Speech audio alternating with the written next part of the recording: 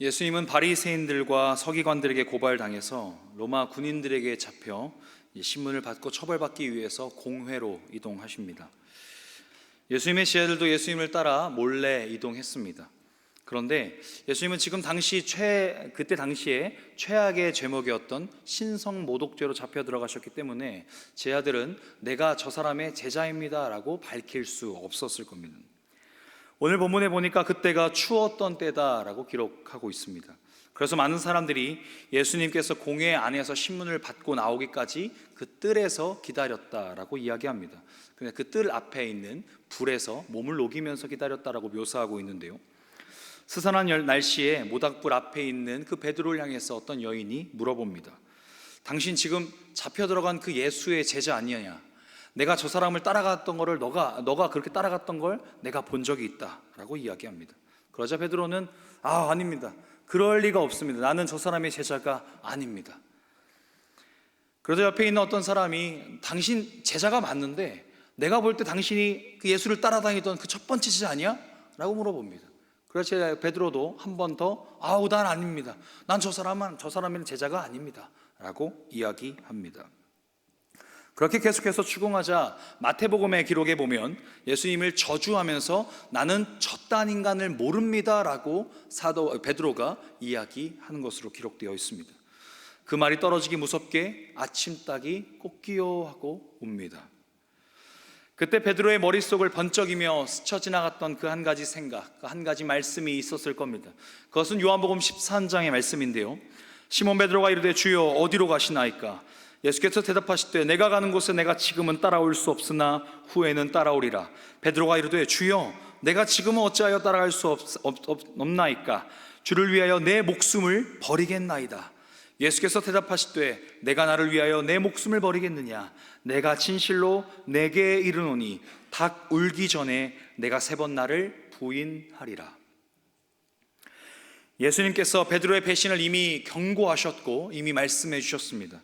그러나 이 베드로는 그 경고를 잊은 채 예수님을 저주하기까지 했습니다. 베드로의 배신 이후에 예수님은 처참하게 십자가에 찢겨 돌아가셨습니다. 예수님의 죽으심을 이 수제자였던 베드로는 보고 듣고 느꼈습니다. 그런 베드로의 마음이 얼마나 아프고 얼마나 찢어졌을까요? 얼마나 죄책감에 쌓였을까요? 그렇게 예언된 시간이 흐르고 이제 예수님께서 3일 만에 부활하시죠. 그리고 요한복음 21장에 이르러서 제자들에게 나타나십니다. 베드로의 입장에서 생각해 보면 베드로는 이미 예수님께서 죽으신 사건 이후로부터 예수님께서 실제로 자기 눈앞에 나타나시기 전까지 그 자신의 마음이 굉장히 자포자기의 마음이었을 겁니다. 오히려 예수님께서 살아생전에 말씀하셨던 그 예언처럼 내가 나를 부인할 것이다 라고 예언했던 것들을 기억이 나면서 오히려 그 십자가의 사건이 나 때문에 예수가 죽었다라고 하는 걸, 내가 예수를 죽였다라고 하는 걸 이 베드로는 기억하며 살았을 것입니다. 그래서 낙심되고 좌절된 마음을 가지고 나는 물고기 잡으러 가노라 라고 이야기합니다. 이 말은 베드로의 처참한 고백이었을 겁니다. 내가 무슨 예수님의 제자라고, 내가 주님의 제자라고 말하면서 나 때문에 예수님이 돌아가셨는데 내가 뭘 그렇게 제자랍시고 또 그 짓을 하고 있겠는가? 나는 그냥 물고기 잡으러 가야겠다. 그런 그에게 예수님께서 찾아가십니다. 밤새도록 그물질을 해도 유난히 잡히지 않던 밤입니다. 직업이 어부였던 베테랑인 이 어부, 그러니까 베드로가 이 3년 동안 어부질을 하지 않는다고 그 평생의 직업이 어디 사라지겠습니까? 그런데 이상하게도 그날 밤은 고기가 잡히지 않는 겁니다. 그때 한 남자가 다가왔다고 성경이 기록하죠. 오른쪽에 그물을 던지라 라고 하는 얘기를 듣고 오른쪽에 그물을 던지니 153마리 어마어마한 양의 고기를 잡아 올립니다. 그때 성경의 기록에 의해서 어떤 사랑하는 한 제자가 주님이시다라고 소리치자 그 얘기를 듣고는 베드로가 즉각 반응하여 어떤 상황인지 내가 지금 어떻게 해야 되는지 따지지 않고 배에서 뛰어내려 예수님을 향하여 돌진합니다. 무트로 올라온 베드로의 눈에 처음 들어온 장면이 요한복음 21장 9절입니다. 육지에 올라와 보니 눈앞에 숯불이 놓여져 있는 겁니다. 예수님의 십자가 사건 이후에 베드로는 지금 주님을 처음 만난 것입니다. 그때 주님이 야, 너 수제자라는 녀석이 나를 그렇게 배신해? 내가 그렇게 말했으면 결단을 하든지 아니면 그 자리에 없든지 제대로 했었어야지. 너 첫 번째 제자 아니야? 라고 주님께서 그렇게 꾸짖으셨어도 베드로는 죄송합니다라는 말밖에 할 수 없었을 겁니다. 그만큼 죄책감과 자책감이 베드로에겐 가득했다 이 말이죠. 그런데 주님께서는 이런 오만 가지를 막 머릿속에 마음속에 갖고 있는 베드로를 이미 아시고 그날의 사건에 대해서 아무 말도 하지 않으십니다. 오히려 십자가 사건 이후에 주님께서 베드로를 만나서 처음 하신 말은 배 오른편으로 그물을 던져라 라는 말과 잡은 고기를 가져와라 내가 구워줄게 라고 하는 엉뚱한 이야기였습니다. 베드로는 지금 굉장히 혼란스러웠을 겁니다. 차라리 혼이라도 나면 마음이 좀 편할 텐데 폭풍 전야와 같은 그 고요한 긴장 속에서 머리는 온통 복잡스러운 마음과 생각들로 가득했을 겁니다. 그러면서 혼란스러워하는 그때 베드로는 지금 자기 앞에 놓여져 있는 숯불을 보게 됐습니다. 예수님이 잡히시던 날 밤 공회 앞에서 그 공터에서 몸을 쬐며 또 몸을 녹이던 중 자신이 예수님을 3번이나 부인하면서 나는 저런 인간을 알지 못합니다. 나는 저런 인간과 상관이 없습니다라고 저주하며 그렇게 부인했던 베드로 그날의 기억, 그것을 마치 숯불을 보며 다시 한번 떠올렸을 것입니다. 그런 복잡한 베드로의 심리 상태와는 별개로 예수님께서는 제자들에게 구체적으로는 이 베드로에게 찾아오셔서 떡과 고기를 구워 주십니다. 마치 아무 일도 없었다는 듯이 말입니다. 예수님이 도대체 왜 이러시나?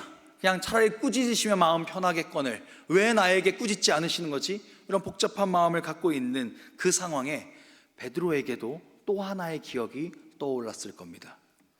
마태복음 4장에 보면 예수님께서 베드로를 제자로 부르시는 장면이 기록되어 있습니다. 근데 그날 사건도 갈릴리 바다였습니다.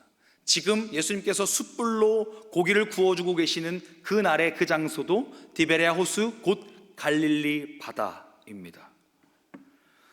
그때 주님께서 특별한 조건으로 부르신 것이 아니었습니다. 단 한마디 나를 따르라 라고 하시는 그 말에 자신의 생업을 포기하고 자신의 가정을 포기하고 자기의 인생의 방향성을 재조율하면서 내가 주님의 제자가 되길 원합니다, 내가 하나님의 자녀가 되길 원합니다라고 결단했던 그날의 첫사랑의 기억, 첫 소명의 기억을 제자 베드로는 떠올렸을 것입니다.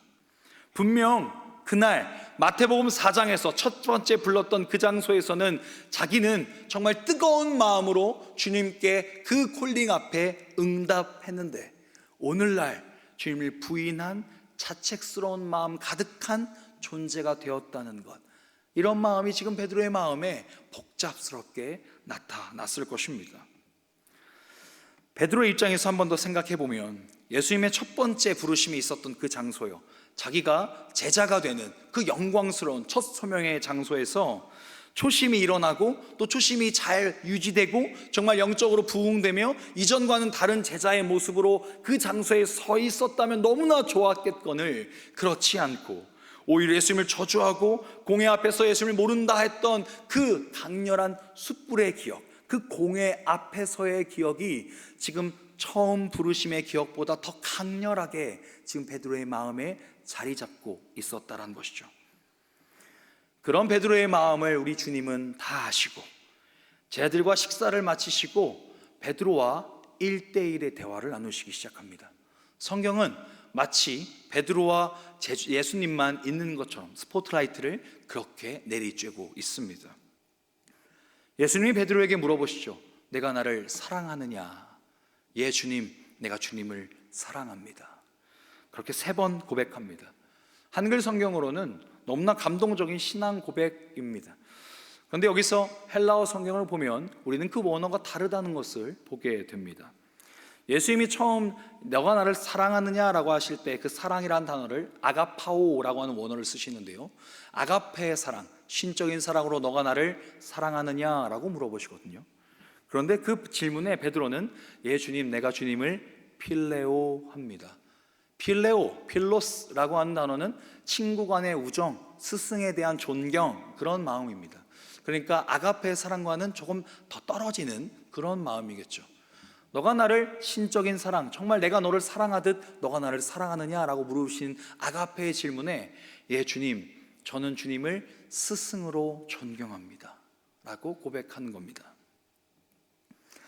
예수님께서 아가페로 물으시니 당연히 베드로는 그 아가페라는 단어를 알아들었을 겁니다. 그런데 왜 필로스, 필레오라는 단어를 썼을까요?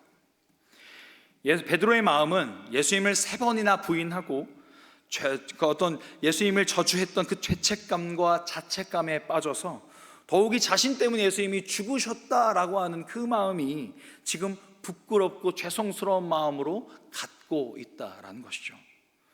그렇게 자포자기하는 마음을 갖고 있지만 그럼에도 3년이란 시간 동안 주님께서 나에게 말씀해 주신 내가 너를 사랑한다, 하나님이 너를 붙들고 있노라, 너의 인생은 하나님의 것이다 라고 하는 그 3년의 공생의 기간의 메시지가 베드로의 심중에 남아 있었을 것입니다.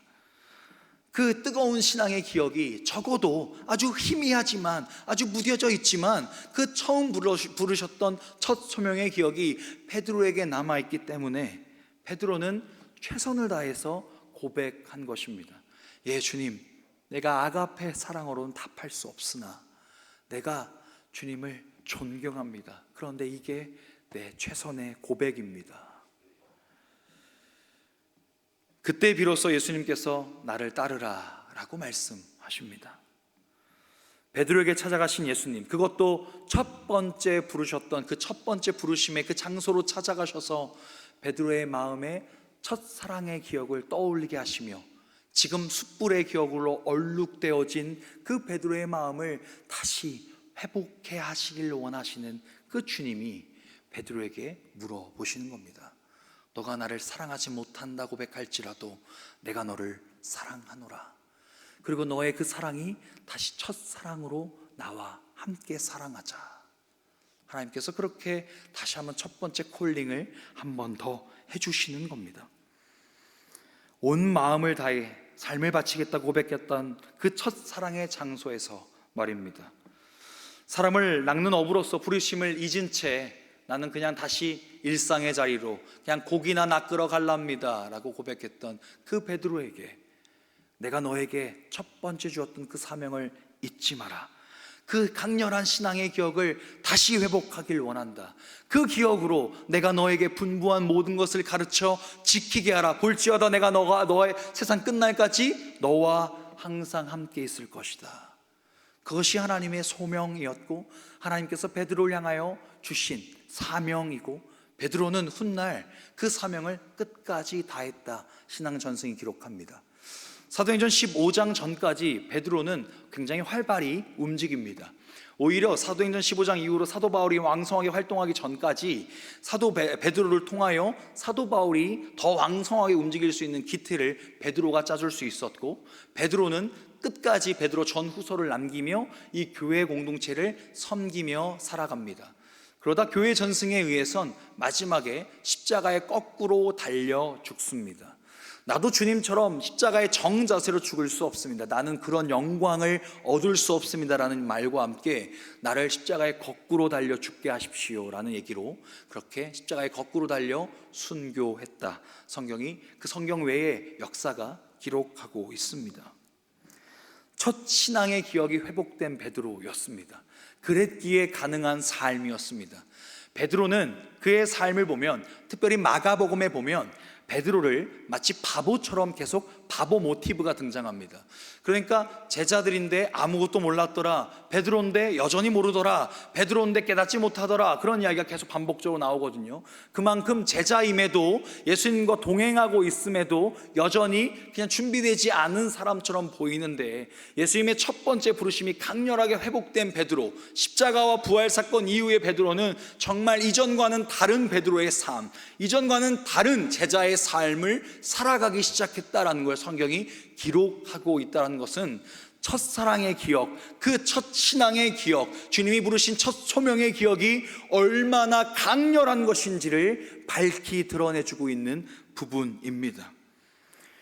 그랬을 때 그 이야기가 오늘날 우리에게 전해진다라고 하는 것은 우리의 신앙도 이와 마찬가지가 아닌가라는 것이죠. 여러분은 언제 하나님을 만나셨습니까? 여러분은 언제 신앙이라고 하는 걸 가졌다라고 고백하셨습니까? 강렬한 신앙의 경험이 있던 사람도 있을 것입니다.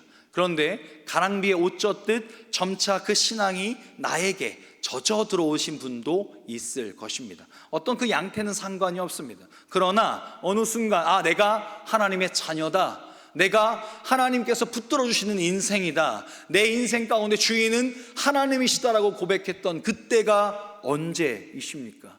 그날의 기억이 지금 너무 희미해져 버린 것은 아니십니까? 우리의 마음은, 그때 예수님을 처음 만났던 마음은, 그때 주님께서 처음 부르셔서 사명과 소명을 허락해 주셨던 그때의 마음은 지금과 같이 않았습니다. 지금처럼 기죽어 있지 않았습니다. 지금처럼 세상의 눈치를 보며 살지 않았습니다. 어떤 가능성도 없어 보이는 그때는 주님이면 충분했고, 주님이면 충만했으며, 주님이었기에 가능했는데, 지금은 주님이 계셔도 불가능하다고 고백하고 있는, 오히려 희망 없어 보인다고 고백할 수밖에 없는 인생이 지금 우리의 인생은 아닙니까? 삶의 고단함 속에, 무뎌진 마음 속에 오히려 하나님을 잊어버린 채 살아가고 있는 것, 그것이 지금 우리의 모습은 아닙니까? 우리의 신앙생활이 사실 매 순간 행복하고 평탄하고 평안해 볼 수는 없습니다. 그것이 불가능하기도 합니다. 우리는 연약한 인간이니까요. 그런데요, 팍팍한 우리의 삶 가운데 그 첫 번째 부르셨던, 나를 만나오셨던 그 강렬한 기억을 잊어버린 채 살아가는 우리들에게 주님께서 말씀하시는 겁니다. 그 기억이 어디로 사라졌느냐? 그 기억이 지금 어디로 팔아먹었느냐? 그 기억이 도대체 얼마나 무뎌진 것이냐? 얼마나 추악한 여러 가지 더럽고 얼룩덜룩 되어진 숯불의 기억이 너의 마음에 있기에 그 첫사랑의 기억이 사라진 것이냐? 내가 너에게 준 그 첫사랑을 다시 한번 기억해다오. 너에게 준 첫 번째 그 소명의 마음을 기억해다오. 다시 한번 나와 사랑하는 그 자리를 다시 한번 살아내다오. 주님께서 말씀하고 계신 겁니다.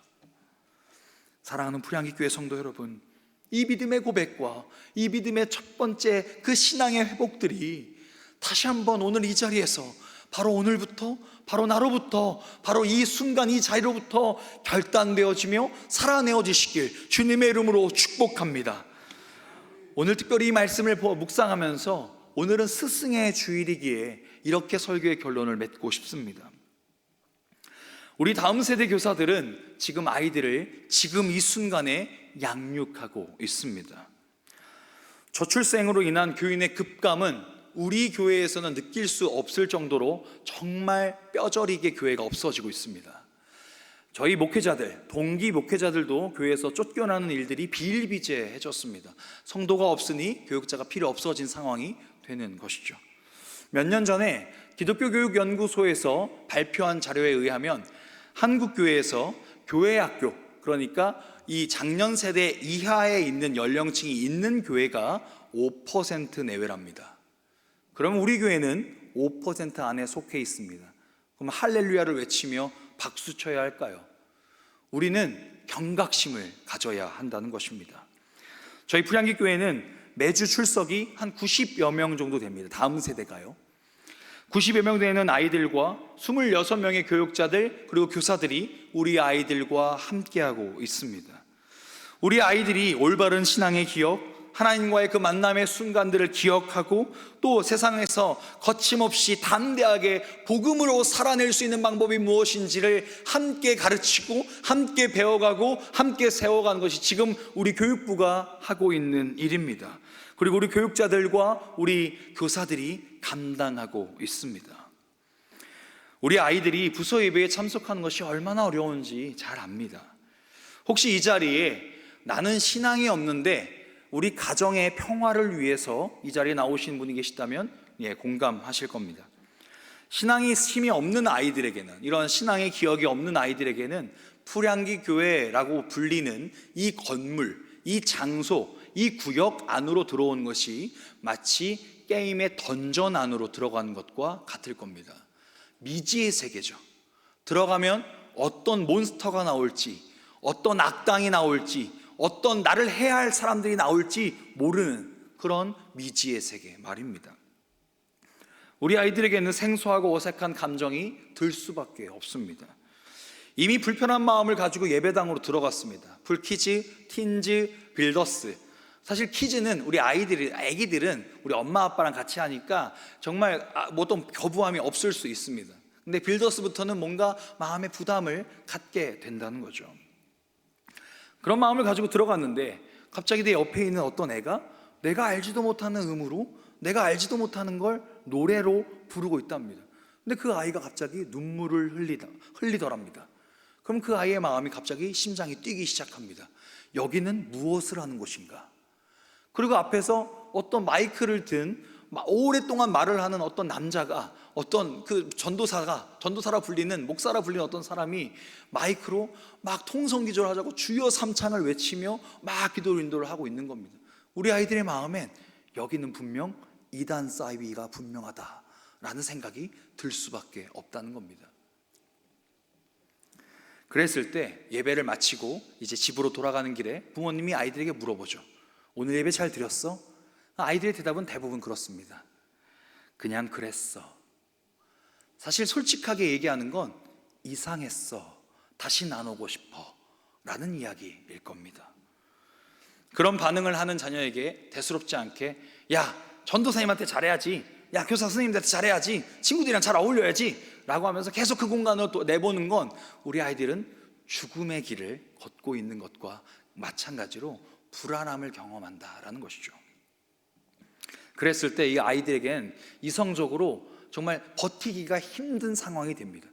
그래서 이성적인 스위치를 꺼버립니다. 그러면 어떻게 될까요? 졸음이 오는 겁니다. 세신자, 태신자, 그리고 우리 아이들이 존다? 지금 아이들이 두려워서 이성적인 스위치를 끈 겁니다. 그래서 그 아이들에게 야, 너 예배 시간 졸면 어떡해? 예배 시간 자는 거 아니야? 예배 시간에 집중해야지 라고 이야기하는 건 말이 되지가 않는 것이죠. 그 아이들에게 해야 할 말은 교회가 어떤 곳이고 교회 공동체가 너에게 얼마나 큰 힘이 되며 이 교회 공동체에서 무엇을 하고자 하는지, 그리고 교회라는 이 공동체 속에서 무엇을 느끼고 누리는 것이 가장 큰 힘이고 능력인지를 알려주는 것입니다. 그리고 교회에서 노래를 부르는 것을 찬양이라고 하고 교회에서 앞에서 30분 동안 마이크 잡고 얘기하는 그분이 전도사님이라는 분이며 그분이 하는 얘기가 성경을 기반으로 성경의 이야기를 우리의 삶에 적용시켜 주려 하는 설교라고 하는 거야. 그리고 설교 이후에 우리는 기도라고 하는 걸 하는데 하나님이라는 분께 우리의 마음을 고백하는 거야 라고 하며 천천히 설명해 주어야 합니다. 무엇이 예배인지, 무엇이 묵상인지, 무엇이 성경 읽기인지, 그리스도인답게 사는 것은 무엇인지 알려주어야 된다라는 것이죠. 그러면서 그 아이들에게 없는 신앙의 기억이라고 하는 거요, 백지와 같은 그 아이들의 마음에 하나하나 그려나가는 거, 하나하나 신앙의 기억을 심어가는 거, 그 아이들에게 경험케 하는 거, 그걸 우리 교사들과 교육자들이 지금 담당하고 있습니다. 우리는 그것을 위해서 매주일 아이들을 위하여 신방하고 교육하고 성경 공부하고 예배 준비하고 여러 가지 프로그램과 수련회를 준비하고 경험케 하고 있다라는 것이죠. 그렇게 각 교육부서가 연령별로 나눠진 이유가 여기에 있습니다. 그 작업을 지금 교육부 전도사님들과 우리 교사들이 매주일 회의를 거쳐서 자신들을 쳐서 복종시키며 하나님의 마음으로 아이들을 사랑하며 매주일 이 시간을 지키고 있다라는 것이죠. 그렇기에 우리가 해야 할 것은 기도해야 하는 것입니다. 특별히 우리가 재교육하는 기관이기도 합니다. 교육부서가. 왜냐하면 초등학교 때 만났던 그 하나님, 우리 풀키즈에서도 하나님을 만날 수 있습니다. 우리 아이들이 영이 영글지 않아서 표현을 잘 못할 뿐이지 아이들의 심령에 하나님의 자리가 있습니다. 그래서 그 하나님의 자리에 하나님이 가득할 수 있도록 하나님을 교육하는 겁니다. 하나님을 예배하는 게 이런 거야, 하나님을 찬양하는 게 이런 거야. 그리고 부모님 말씀 잘 들으면서 이 부모님과의 관계 속에서 누려야 될 하나님의 관계가 이런 거야 라는 걸 교육하는 거죠. 풀키즈와 풀빌더스를 통해서 하나님을 만났을 때 중고등학교가 되면 대부분 하나님을 잃어버립니다. 왜 그러냐면 세상이 각박해져감을 그때부터 처음 직시하기 때문에 그렇습니다. 물론 어른들의 입장에선 그때가 행복한 거지 뭐 라고 생각하실지 모르나 우리 아이들에겐 일생일대의 시련이 중학교, 고등학교 때부터 시작됩니다. 우리 아이들이 또다시 하나님을 잃어버린, 마치 공회 앞에서 예수님을 부인했던 베드로처럼 그렇게 얼룩되어진 그 숯불의 기억으로 자신이 처음 만났던 그 하나님을 처음 만났던 그때를 잊어버리고 살아가는 그 아이들에게, 야, 하나님이 너를 이렇게 부르셨잖아, 하나님이 너를 이렇게 사랑하시잖아, 하나님께서 너를 다시 사용하길 원하셔, 다시 응답하자, 다시 마음을 모으자, 다시 하나님을 사랑하자라고 이야기하고 권면하는 것, 풀틴즈와 청년부에서 그 사역을 감당하고 있는 것입니다. 혹시나 새신자들이 있을 수 있습니다. 그 친구들도 그 친구들에 맞게 교육을 해가고 있는 것이죠. 그렇기에 우리 성도님들께 오늘 이 시간 제가 주일 예배 설교 몇 번이나 할 수 있을까, 정말 이 중요한 기회에 정말 드리고자 하는 말씀, 우리 아이들을 위해서 기도해 주시길 간절히 부탁드립니다. 우리 교육부 교육자들이 영적으로 깨어있기를 기도해 주시길 부탁드립니다. 뜨거운 열정으로 하나님을 사랑하고 그 복음 안에서 정말 하나님만 전하는 우리 교육자들 될 수 있도록 기도해 주시길 부탁드립니다. 더 나아가 오늘 스승의 주일이거든요. 오늘 교사들을 위해서 기도하실 때 늘 기억하며 교사들을 위해서 기도하실 때 우리 교육자들과 한마음 한뜻되어 하나님이 주시는 사랑의 마음으로 우리 아이들을 사랑하고 우리 아이들에게 정말 그 신앙의 뜨거운 기억이 무엇인지를 경험케 하는 귀한 교사들, 그 사명을 감당할 수 있는 뜨거운 교사들 될 수 있도록 인도해 달라고, 그런 기도의 제목 가지고 계속해서 우리 교사들을 위하여 기도해 주시길 부탁드립니다. 이것이 우리 프리한기 교회의 다음 세대들을 위한 우리 어른들의 책임이자 의무이며, 이것을 잇는 교회는 곧 다음 세대를 잃어버리는 교회요, 교회 역사가 없어지는 교회일 뿐이다 라는 것을 우리는 이 현실을 통해서 직시하며 경각심을 가져야 할 것입니다. 사랑하는 프리한기 교회 성도 여러분, 그런 점에서 우리 부모님들께, 우리 조부모님들께 좀 간절히 부탁드리고 싶습니다. 혹시 아이들이 아직 어리다고 생각하셔서 이제 신앙 교육을 하나님 우선순위의 그 교육을 하지 않으시고 그냥 자유롭게 놔두고 계시다면 우리 그런 부모님께 부탁드립니다. 풀키즈와 풀빌더스, 풀틴즈, 청년부에서 알아서 교육해 주겠지라는 마음을 갖고 계시다면 우리 같이 교육해야 됩니다. 가정에서, 이 교회에서 함께 우리 아이들에게 하나님 우선순위가 너의 인생의 우선이 되어야 된다는 걸 같이 교육해야 됩니다. 지금 당장 중간고사, 기말고사, 내신, 수능, 여러 가지 해야겠죠. 그런데요, 그런 것 때문에 주일 예배 빠지는 거 한 번쯤 괜찮아, 그것 좀 다 이해해 주실 거야, 하나님도 이해해 주실 거야, 그러니 너 열심히 공부해 라고 하신다면, 그런 마음이셨다면 그런 부모님께 부탁드립니다. 신앙의 우선순위를 세상의 것과 비교하지 말아 주십시오. 하나님의 소망을 붙들고 하나님의 소명을 붙들고 나아가는 자는 세상의 실력을 기르기 위해 더 열심히 공부할 것입니다. 그것이 지금 우리 교육부에서 가르치는 교육의 모토이고 교육의 방향입니다. 그렇다면 세상의 학원에 보낼 것이 아니라 더 우리 교회로, 더 교육부로, 더 예배로 보내셔야 하지 않겠습니까? 그리할 때 비전을 품고 나아가는 자녀가 될 것입니다. 우리가 한마음으로 그렇게 교육해야 되지 않겠습니까? 유일하게 쉬는 날이 주일밖에 없어서 우리 아이들이 늦잠을 잔다고 예배에 지각해도 이해한다는 부모님들 계십니까? 또는 공예배에 우리 가족 모임이 있으니까, 우리 주일날 캠핑 가야 되니까 우리 예배 시간 잠시 온라인 예배 드리고 너 주일날 전도사에게 못 나간다 하고 우리 잠깐 여행 갔다 오자, 거기서 우리 가족끼리 시간을 보내자, 그렇게 아니란 마음 갖고 계신 부모님들 계십니까? 부탁드립니다. 우리 아이들 예배가 우선순위 되게 해주십시오. 우리 아이들의 심령에 하나님이 우선순위 되게 해주십시오. 우리 아이들이 세상을 살아가기에 너무나 각박한 현실입니다. 우리 아이들이 세상을 살아가기에 너무 버거운 현실이 날로 벌어지고 있는데, 하나님 아니면 무엇으로 이길 수 있겠습니까? 하나님의 힘주심 아니면 우리 아이들 어떻게 살아갈 수 있겠습니까? 간곡히 부탁드립니다.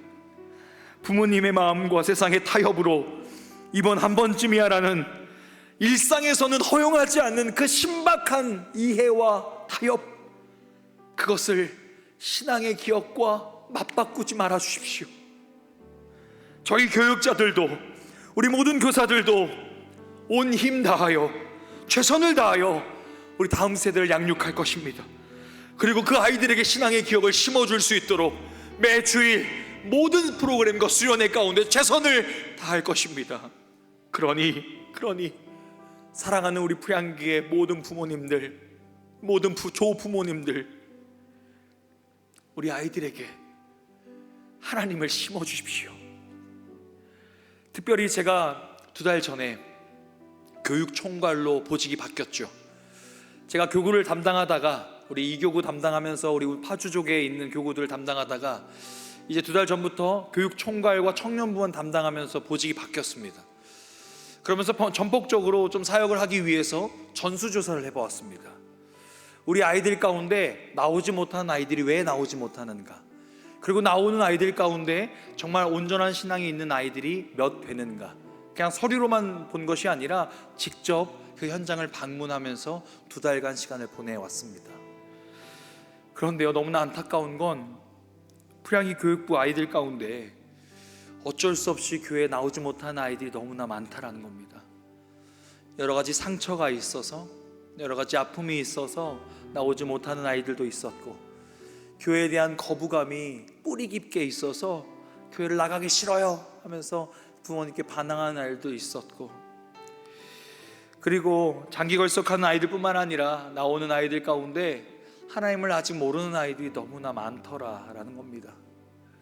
풀키즈, 풀빌더스, 풀틴즈 예배를 같이 드리면서 하나님, 우리 아이들에게 하나님이 필요한데, 우리 아이들에게 멋들어진 간식과 멋들어진 어떤 프로그램이 필요한 게 아니라 하나님이 필요한데 우리에게 능력이 없는 것 같아요. 우리 교사들에게 마음을 주시고, 우리 교사의 교육자들에게 불같은 성령을 더하여 주시고, 우리 아이들에게 하나님을 만날 수 있는 기회를 제발 빨리 허락해 주세요. 그런 기도를 2달여간 드리고 있습니다. 그러면서 우리 아이들을 볼 때 얼마나 안쓰럽던지. 사랑하는 성도 여러분, 우리 함께 기도해 주시길 부탁드립니다. 우리 아이들이 신앙을 잃어가고 있는 시대입니다. 우리 아이들이 신앙을 버려가고 있는 시대라고요. 우리 아이들이 하나님 말고도 의지할 것이 너무 많다고 인식하는 시대예요. 그 시대에 그래도 하나님이 소망이라고, 그래도 하나님이 능력이라고, 그래도 하나님이 우리의 전부 되신다고, 우리 부모님들이 먼저 그 신앙을 회복하셔서 그 회복된 신앙을 우리 아이들에게 보여주십시오. 그리고 주일날 우리 아이들이 나와서 우리 부모님이 믿었던 하나님은 이런 하나님인데, 우리 선생님의 하나님도, 우리 전도사님들의 하나님도 이런 하나님이시군요. 나 그 하나님 믿어보고 싶어요. 나 그 하나님 의지하고 싶어요. 세상에서 너무 힘든데 그 하나님의 위로와 쉼이 나에게 필요합니다. 그렇게 고백할 줄 아는 우리 아이들 되었으면 좋겠어요. 그럴 수 있도록 우리 어른들 책임감 가지고 기도해 주시길 부탁드립니다. 교육자들, 선생님들, 우리 아이들, 우리 교육부의 90여 명의 모든 인원들이 정말 행복하고 아름답게 세워지는 것이 우리 프리한기 교회가 지금까지 30여 년 그리고 앞으로의 50여 년, 100여 년 계속해서 이 불향기, 그리스도의 향기가 가득한 공동체로 세워져 갈 수 있는 유일한 방법임을 우리가 명심하면서요, 정말 내 신앙이 먼저 베드로처럼 얼룩된 신앙의 기억이 아니라 하나님만으로 충만했던 그때를 내가 회복하길 원합니다. 그때의 간절함을 내가 다시 한번 회복하길 원합니다. 그 마음으로 우리 아이들도 신앙의 기억이 심겨지길 원합니다.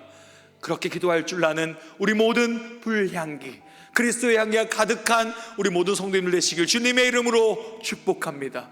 우리 시간 함께 기도하길 원합니다. 우리 말씀을 기억하며 함께 기도하길 원하는데요, 두 가지를 기도하겠습니다. 첫 번째는 하나님, 내 마음이 베드로처럼 무뎌진 신앙이었습니다. 자책감과 죄책감에, 세상의 여러 가지 풍파에 그저 휩쓸렸던 무뎌진 신앙이었습니다. 이 신앙의 기억이 다시 정말 주님께서 처음 나를 만나주셨던 그때, 정말 주님이며 충만했던 그때, 주님이 나의 전부라고 고백했던 그 간절함에, 그 불타는 심령의 그때로 내가 회복되길 원합니다. 다시 온전한 신앙으로 회복시켜 주시옵소서. 그리고 더 나아가서 우리 다음 세대를 위해서 기도할 때, 하나님, 우리 다음 세대 가운데 이러한 신앙의 기억이 잘 세워지고 심겨지길 원합니다. 정말 하나님이 내 삶의 전부라고 고백할 줄 아는 우리 아이들의 고백될 수 있도록 주여 붙잡아 주시옵소서. 이 시간 이 기도의 제목 가지고 우리 통성으로 기도할 때 우리 주님의 이름 한번 간절히 부르짖고 함께 기도하며 나아가겠습니다. 함께 기도하겠습니다.